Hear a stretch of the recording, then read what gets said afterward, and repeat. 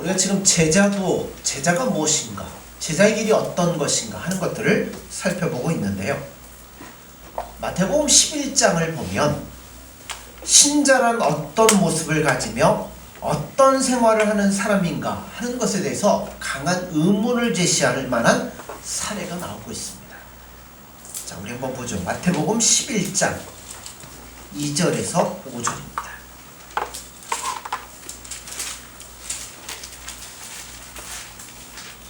마태복음 11장 2절에서 5절입니다. 교독합니다. 요한이 옥에서 그리스도께서 하신 일을 듣고 제자들을 보내어 예수께 여짜오되 오실 그이가 당신이 오니까 우리가 다른 일을 기다려오니까. 예수께서 대답하여 이르시되 너희가 가서 듣고 보는 것을 요한에게 알리되 맹인이 보며 못 걷는 사람이 걸으며 나병한 자가 깨끗함이 걸으며 못 듣는 자가 들으며 죽은 자가 살아나며 가난한 자에게 복음이 전파된다 하라. 6절 같이 보겠습니다. 누구든지 나로 말미암아 실족하지 아니하는 자는 복이 있도다 하시니라. 아멘. 세례 요한은 그의 전생애를 통해서 예수님이 그리스도라는 것을 증명하기 위해서 살아왔던 사람입니다. 그는 예수님에게 세례까지 주었는데 지금 감옥에 있으면서 예수님에 대한 소문을 들으니까 본인이 생각했던 메시아 상과는 거리가 있다는 것을 본인이 느끼게 됐습니다. 예수님이 오셔서 이스라엘 백성들이 기대하고 있는 일을 하시는 것이 아니라 들어보니까 아주 사소한 일들만을 하고 계셨어요. 지금이야 우리가 성경을 보면서 예수님이 하신 일이 다 옳습니다. 하지만 그때 당시의 입장에서는 내가 기다렸던 예수님과는 전혀 다른 모습이네 하면서 혼란을 일으킬 수밖에 없었습니다. 거기서 예수님 뭐라고 대답을 하셔요? 우리가 6절 말씀해 봤죠. 누구든지 나로 말미암아 실족하지 아니하는 자는 복이 있도다 라고 말씀하는 겁니다. 말하자면 메시아 상도, 그러니까 메시아 상만이 아니에요. 우리가 생각하는 모든 것들이 내가 생각하는 것과 하나님이 생각하는 것, 예수님이 생각하는 것이 다르다라는 것을 여러분 염두에 두셔야 된다는 거예요. 그럼 우리가 갖고 있는 신자상은 또 어떨까요? 자, 마태복음 16장 21절 22절입니다.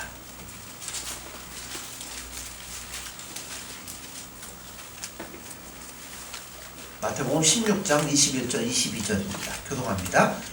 이때로부터 예수 그리스도께서 자기가 예루살렘에 올라가 장로들과 대제사장들과 서기관들에게 많은 고난을 받고 죽임을 당하고 제3일에 살아나야 할 것을 제자들에게 비로소 나타내시니 베드로와 예수를 붙들고 혼나야 되시되 주여 그리 마옵소서 이 일을 결코 주에게 지지 아니하리라. 아멘. 자, 지금 세례 요한도 예수님에 대한 소문을 듣고 내가 기다리던 메시아가 맞나? 하는 생각을 했어요. 자, 지금 본문에 나오는 제자들도 예수님에 대한 어떤 생각을 갖고 있냐면 자기들만의 메시아 사상을 갖고 있었어요. 그게 뭐냐면 정치적이고 군사적이고 물리적으로 예수님이 이 땅에 왕으로 오실 거라고 생각을 했습니다. 근데 예수님 뭐라고 그래요? 조금 있으면 장로들이 고난을 당하고 십자가 못 박혀 죽을 것이라고 말씀을 합니다. 그러자 내 생각과 다르니까 누가 뭐예요? 베드로가 그 길을 막기 시작합니다. 자, 23절을 보세요. 예수께서 돌이키시며 베드로에게 이르시되 사단아 내 뒤로 물러가라. 너는 나를 넘어지게 하는 자로다. 내가 하나님의 일을 생각하지 아니하고 도리어 사람의 일을 생각한도다 하시고. 그러니까 베드로가 상상하고 있는 메시아 사역과 실제적으로 이 땅에 오신 예수님의 사역은 여러분 생각이 같지가 않더라는 겁니다. 여기서 우리가 생각해야 되는 게 또 한 가지가 있어요. 뭐냐면 우리는 우리의 본능적인 종교 생활과 세상살이에서 생겨난 상식이라는 것 때문에 우리의 신앙을 내가 원하는 신앙으로 포장하고 기대할 때가 너무나 많다는 겁니다. 그래서 예수님들이 그런 말씀을 하시죠. 마태복음 7장에 가보면 우리 너무나 잘 알죠. 나더러 주여 주여 하는 자마다 다 천국에 들어갈 것이 아니요 다만 하늘에 계신 내 아버지의 뜻대로 행하는 자라야 들어갈 것이다 하면서 그 뒤에 쭉 얘기를 하셔요. 뭐라고 얘기하시냐면 그날에 많은 사람이 나더러 이르되 주여 주여 우리가 주의 이름으로 선지자 노릇하며 주의 이름으로 귀신을 쫓아내며 주의 이름으로 많은 권능을 행하지 아니했나이까 하리니 그때 내가 그들에게 밝히 말하되 내가 너희를 도무지 알지 못하니 불법을 행하는 자들아 내게서 떠나가라 하리라. 여기 능력이라는 것으로 가장 뛰어난 세 가지를 예로 들고 있어요. 뭐냐면 선지자, 귀신을 쫓아내는 것, 권능을 행하는 자. 만일 우리가 예수님의 제자가 되면 우리에게 뭐가 필요할까요? 예? 제자 불러다 뭐 하시려고 그래요? 복음을 전하고 하나님의 나라를 세우는 일인데 그러려면 뭐가 있어야 돼요? 우린 힘이 있고 능력이 있어야 되니까 뭐 달라고 그러겠어요? 능력을 주세요. 힘을 주세요. 권능을 주세요. 자, 예수님이 나더러 주여 줘 하면서 뭔 얘기했어요? 선지자 노릇, 귀신 쫓아내는 것, 권능 행하는 것.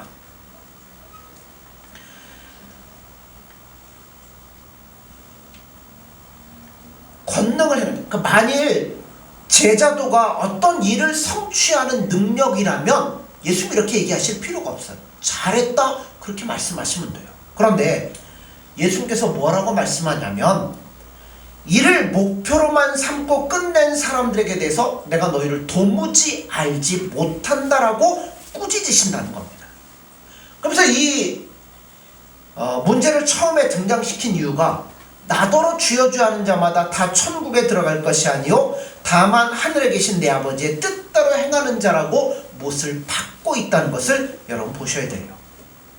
그래서 제자가 된다는 것, 우리가 주님의 일을 한다는 것은 여러분 어떤 일을 이루는 방법이나 능력에 관한 것이라면 여러분 그거는 실패한 것이라고 보셔야 돼요.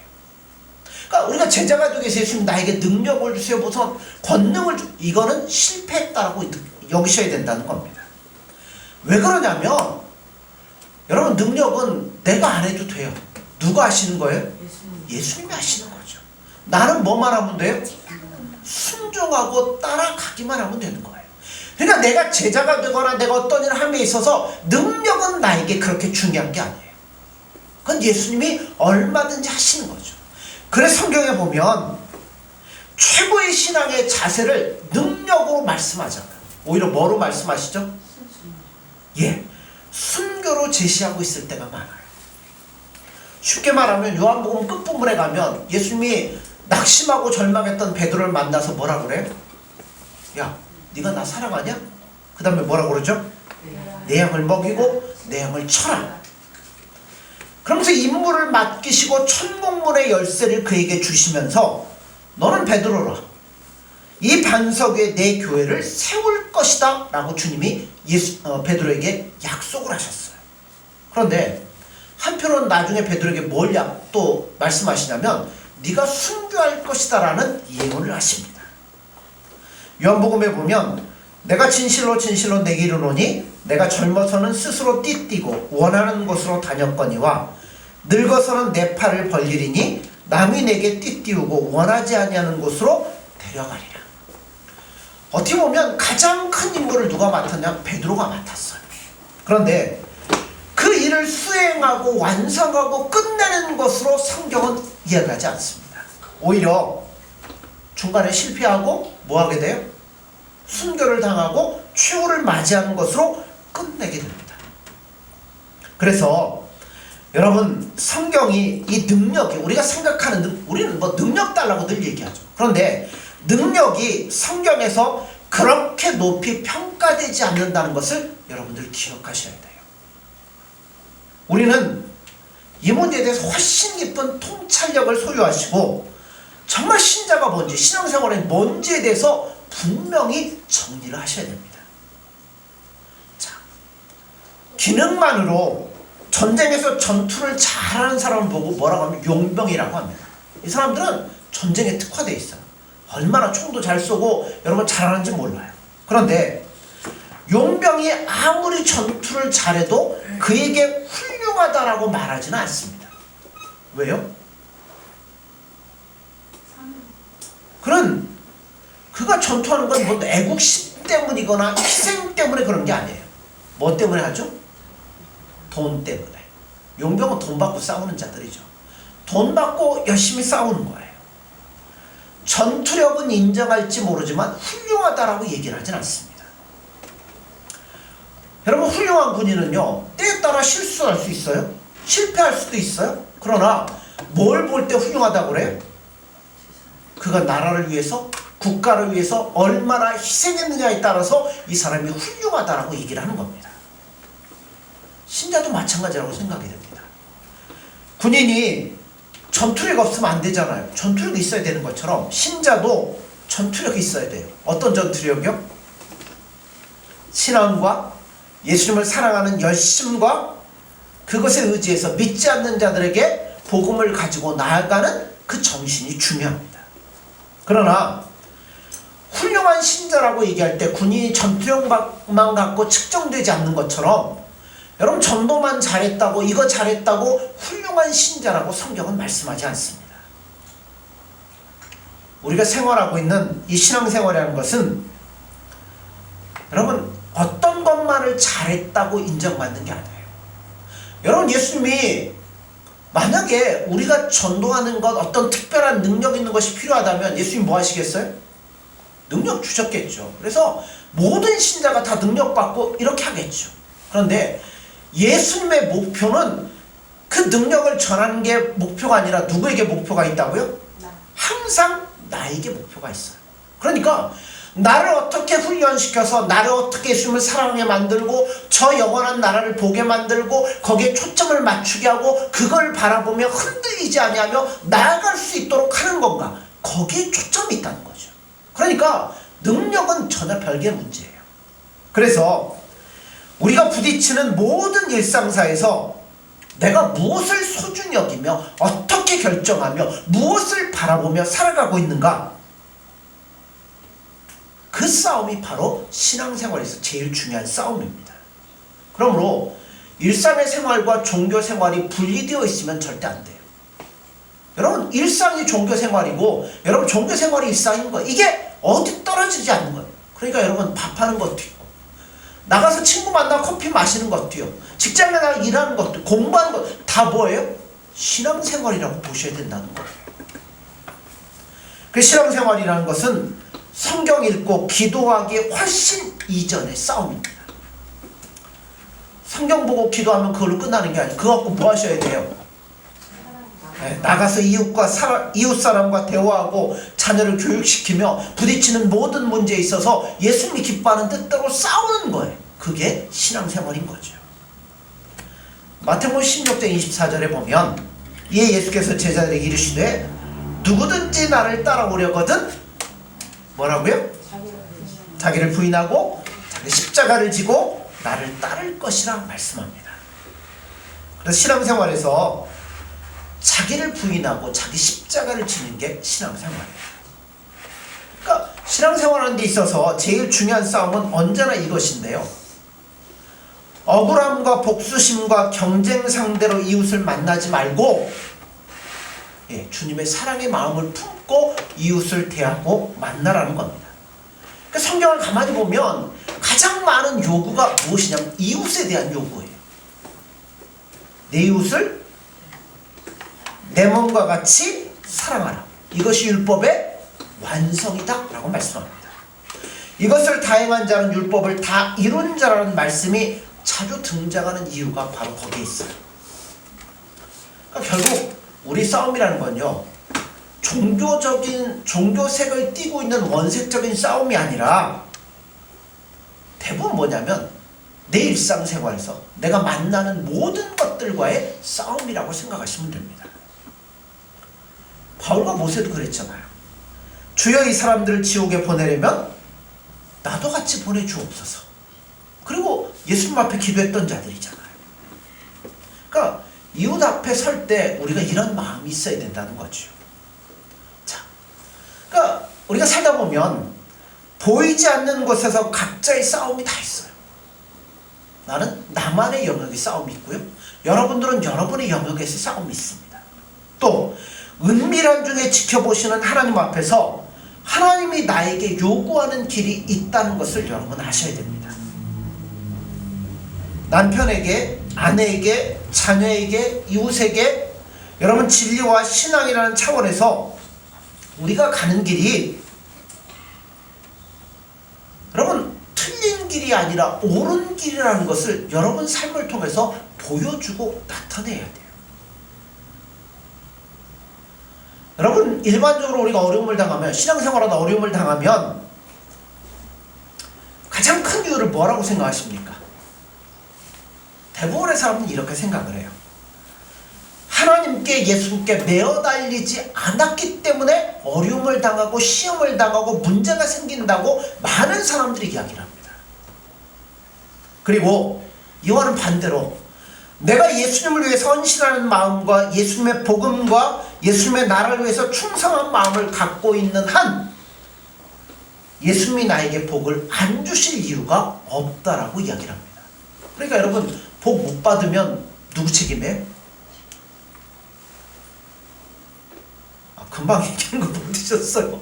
내 책임이라는 거예요. 내가 열심히 안 했기 때문에 복을 못 받는 거고 어려움을 당하는 거고, 내가 열심히 하면 당연히 복을 받을 수밖에 없다라고 일반적으로 생각을 하는 겁니다. 그리고 그렇게 주어진 복, 그렇게 주어진 은혜를 통해서 더욱더 주님의 일을 하는 데 있어서 기초적으로 충분한 조건이 될 거라고 생각을 합니다. 그런데 여러분 그렇지 않다는 거예요. 우리가 이 세상을 살면서 당하는 모든 어려움들은, 그러니까 기도할 때 어려움이 당하면 여러분 어떻게 기도하세요?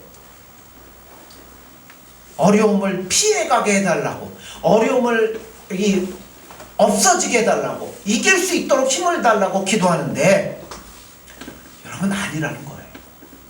어려움을 고치고 피해가야 될 것이 아니라 그 어려움이야말로 내가 예수님 앞에서 완성되어져가는 하나의 과정으로 나에게 주어진 교과목이라고 생각을 하셔야 되는 거예요.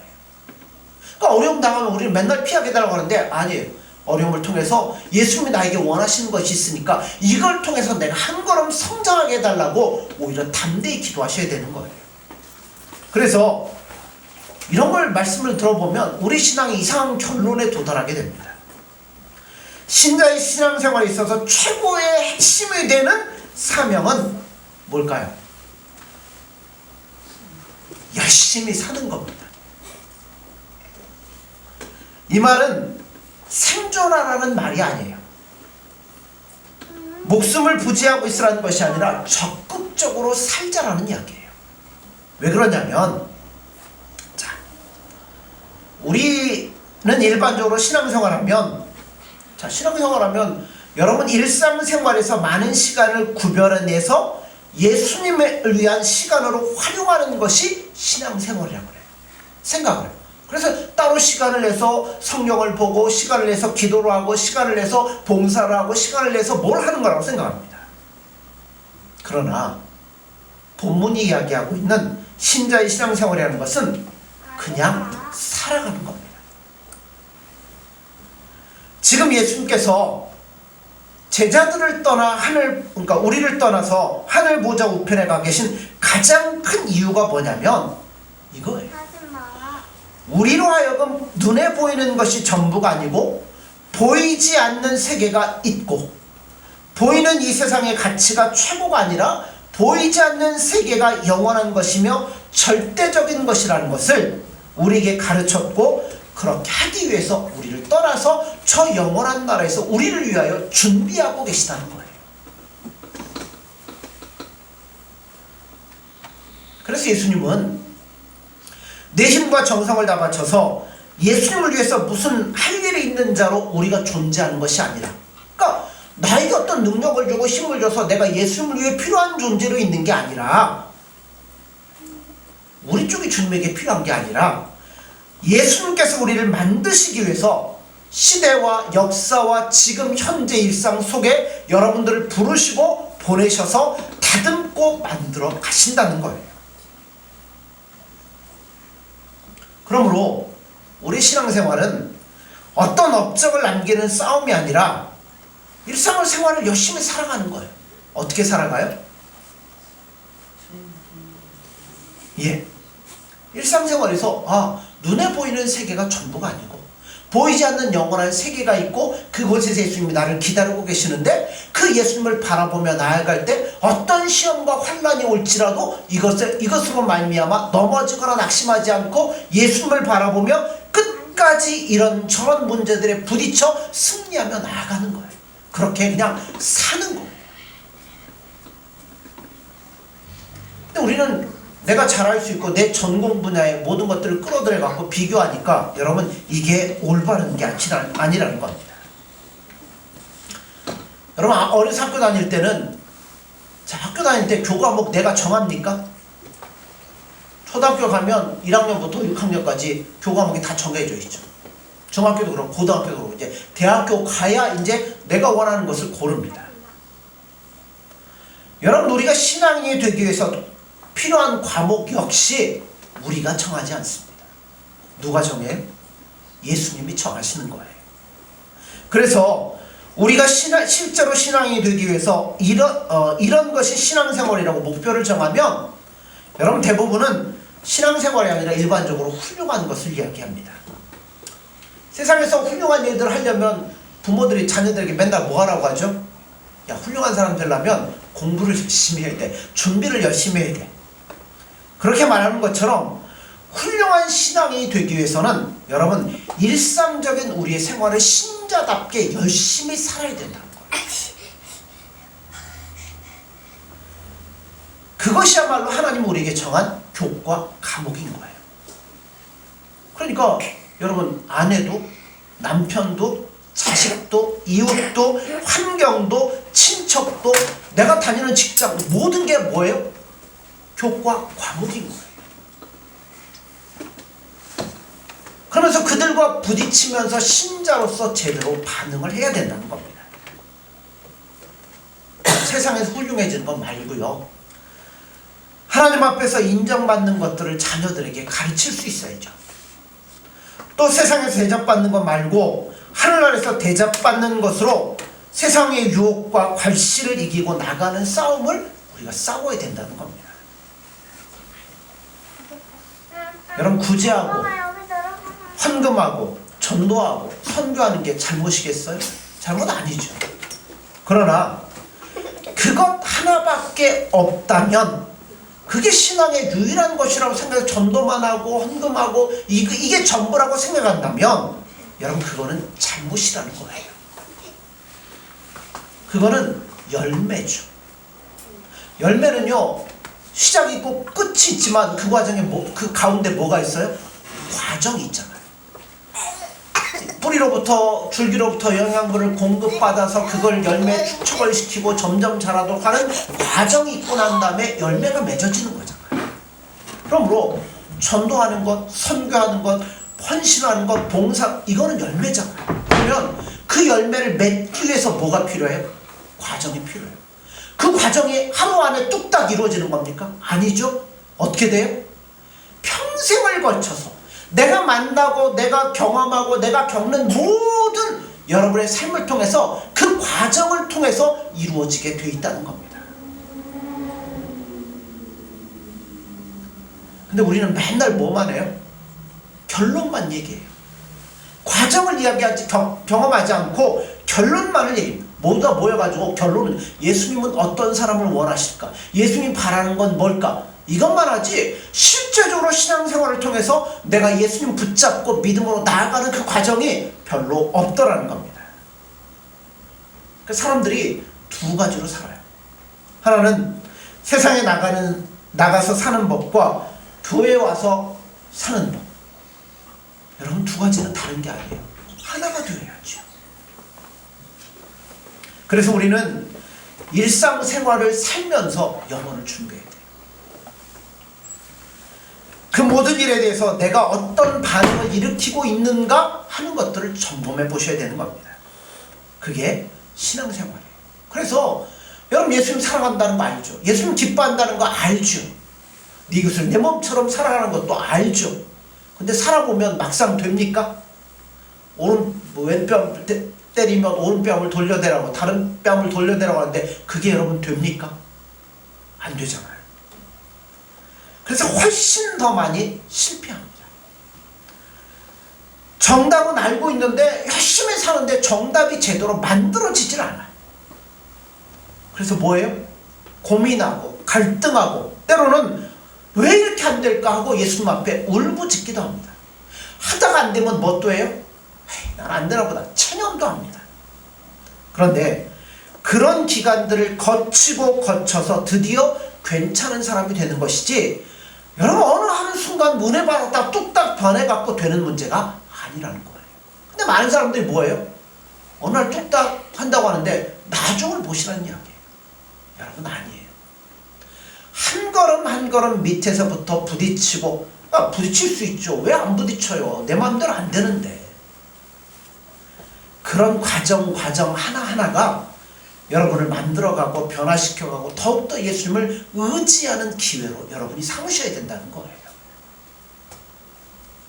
자, 히브리서 11장으로 한번 가보죠.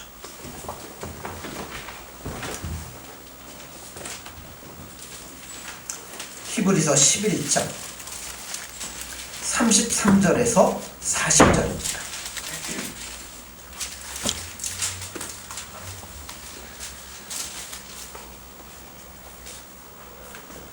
34절에서 40절입니다. 366쪽입니다. 불의 세력을 멸하기도 하며 칼날을 피하기도 하며 연약한 가운데서 강하게 되기도 하며 전쟁에 용감하게 되어 이방 사람들의 진을 물리치기도 하며 너희는 자기의 죽은 자들로 부활을 받아들이기도 하며 또 어떤 이들은 더 좋은 부활을 얻고자 하여 심한 고문을 받되 구차히 생각하기를 원하지 아니하였으며 또 어떤 이들은 조롱과 채찍질 뿐 아니라 결박과 옥에 갇히는 시련도 받았으며 돌로 치는 것과 호로 치는 것과 시험과 해로로 죽임을 당하고 양과 염소의 가죽을 입고 요리하며 공피와 환난과 학대를 받았으니 이런 사람은 세상이 감당하지 못하느니라. 그들이 광야와 산과 동굴과 토굴에 유리하였느니라. 이 사람은 다 믿음으로 말미암아 증거를 받았으나 약속된 것을 뺏지 못하였으니 같이 봅니다. 이는 하나님이 우리를 위하여 더 좋은 것을 예비하셨은즉 우리가 아니면 그들로 온전함을 이루지 못하게 하려 하시니라. 아멘. 자, 믿음에 관한 믿음의 위인들에 관한 설명입니다. 그들이 어떤 일을 찾아갔다고 묘사하지 않고 그들이 인생을 살면서 경험하고 닥치는 모든 문제들에 대해서 영원한 목적지를 가는데 불어닥치는 칼날과 돌과 환난과 핍박과 경멸과 시험을 뚫고 갔다고 얘기를 해요.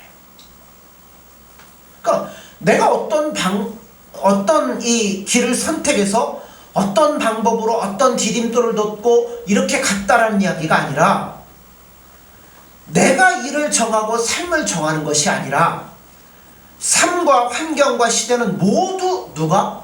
예수님이 정하고 우리에게 주신 것이라는 겁니다. 그래서 나에게 주신 그 환경과 그 삶과 모습 가운데서 나는 뭐 했다고요? 끝까지 영원한 나라를 바라보며 좌우나 우로나 구부러지지 않고 어떤 일이 있든 그걸 뚫고 나아갔다라고 이야기를 합니다. 여러분 굉장히 중요한 싸움을 싸웠죠. 그런데 여러분 우리도 중요한 싸움을 싸웁니다. 이 싸움이 꼭 십자가에 매달려 죽어야 되고 감옥에 갇혀야 되고 돌에 맞아야 되고 순교를 당해야 되는 그것만이 큰 싸움이 아니에요.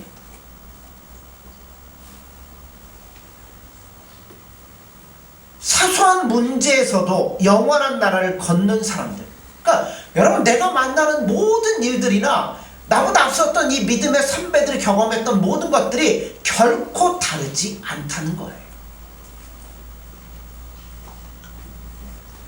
왜냐하면 우리는 동등한 목적지를 향하여 지금 같이 나아가고 있거든요. 예수님을 사랑하고 영원한 세계가 있다는 것과 그 나라를 위해서 지금 우리가 만들어져 가고 있기 때문에 나에게 주어진 모든 환경이 나를 새롭게 만들고 나를 한 걸음 나아가도록 만들기 위한 과정이라는 걸 여러분 그 한 걸음 한 걸음이 쌓여서 영원한 나라로 가는 거예요. 어느 날 뚝딱 안 가요. 여러분 그래서 어떨 땐 힘들고 어려워도 여러분 열심히 예수님 바라보고 사셔야 돼요. 그래서 그 길을 경험하고 극복하고 넘어가서 예수님 앞에 더 한 걸음 믿음으로 나아가셔야 됩니다. 우린 지금 그 싸움을 매일매일 싸우고 있는 거예요. 여러분 십자가만이 큰 싸움이 아니에요. 여러분 이 싸움도 우리에게 굉장히 중요하고 큰 싸움입니다. 아직까지는 대부분 실패한 여정일지 몰라도 여러분 절대 실패할 수 없도록 운명지어져 있습니다. 왜냐하면 예수님이 나와 함께 하시기 때문에. 지금도 나를 위해서 보좌 우편에서 뭐 하신다고 그래요? 기도하고 계신다고 하잖아요. 그분이 내 삶을 놓지 않기 때문에 여러분 넘어질 수 있어요? 실패할 수 있어요? 그러나 주님이 나를 붙잡는 한 나는 여러분 승리할 수 있다라고 믿습니다. 그러므로 여러분 가장 사소한 것으로 평범한 것으로 우리 앞에 있다는 것을 잊지 말고 여러분 이 싸움에서 승리하는 저와 여러분들 되어지기를 소원합니다. 문제, 어려움 고쳐달라고 하지 말고 그것으로 내가 영혼을 준비하고 예수님 앞에 한 걸음 더 나아가는데 이익을 본다는 것고. 여러분 그게 있으니까 우리가 뭐 할 수밖에 없어요? 네, 처음에는 문제 해결해달라고 매달리겠지만 기도하다 보면 어떻게 바꿔져요? 내가 강한 사람으로 내가 예수님께로 바꿔지잖아요. 그러므로 이 일이 나로 하여금 이익을 본다는 것과 그 길을 구부러뜨리고 이 유혹과 시험이 있다는 것을 여러분 잊지 마십시오. 그래서 여러분 믿음의 싸움은 막 마귀들하고 싸우고 뭐 여러분 큰 것만이 아니에요. 내가 만나는 모든 내 일상생활에서 내가 경험하는 모든 것들 가운데서 나는 예수님을 사랑하는 자로 예수님이 기뻐하는 자로 끝까지 예수님을 놓지 않고 믿음으로 싸워서 한 걸음 한 걸음 예수님께 나아갈 수 있는 저 여러분들이 되어지기를 간절히 소원합니다. 기도하겠습니다.